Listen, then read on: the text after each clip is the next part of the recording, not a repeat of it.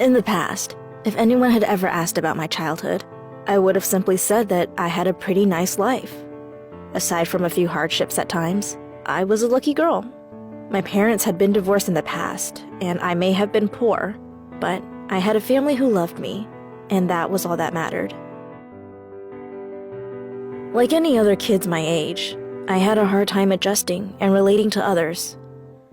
But I always thought it would be something that would pass over time. As the days went on, something started to feel different. I found myself always feeling unhappy, as if drowning in my own emotions. It didn't feel like a regular sadness. It didn't even feel like depression. I felt off. My grades started to drop. I began to stop going to school, and I slowly isolated myself from everyone else. Something was wrong, and I had no idea what. As time went on, everything started to get worse and worse. My friends and family began to reach out to me, asking why I had been lashing out at everyone so much. They accused me of having been in a sour mood or pushing everyone away. The problem was, I couldn't remember ever doing all the things they spoke of. I tried to tell them that I was fine, but everything continued to spiral out of control. I found myself in strange places and couldn't remember how I got there. I would go to school and people would call out, "Hey, Beatrice," even though it wasn't my name. People I had never met before were suddenly my friend, but I couldn't remember anything. I thought I was losing my mind. Months were passing by and I couldn't even recall a single thing that happened during that time. Then finally, my brother decided to confront me one night. He was devastated, and I didn't know why. When I asked what was wrong, he told me he was realizing I had a serious problem. He told me that the night before, I had introduced myself to him as someone entirely different, behaving completely different, and I couldn't remember any of it. I remember my stay at the residential facility a few months after this incident with my brother, and it was here that I finally found out through my therapist of what was happening to me. I was sent to the residential facility after having been diagnosed with PTSD. But I was confused. When had I been diagnosed? And for what trauma? Nothing that happened in my life until that point was traumatic, at least not that I could remember. But my brother told a different story than what I knew. In the times that I couldn't remember anything, I wasn't acting like myself. Sometimes I would act like a small child and call myself a different name. Other times, I was a cold and bitter young man who didn't even know my brother.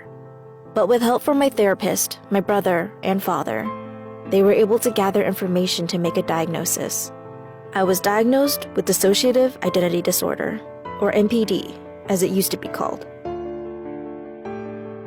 The reason that I acted as if I was someone else was because of the alternate personalities, or alters, that come with having the disorder. Dissociative identity disorder is something that forms in childhood and is thought to be caused by severe repeated trauma before the age of 9. Not only does this disorder cause the alternate personalities that my family would see, it also causes barriers in consciousness and memories between the personalities. Even though I couldn't remember it, and I still can't all these years later, I found out that I was abused throughout my childhood. When I was 3 years old, I went through torturous sexual abuse for months. I was starved and neglected throughout my childhood. My pedophilic stepfather groomed me, made me do drugs, and led me to miscarry at a mere age of 11. My mother used to physically abuse me.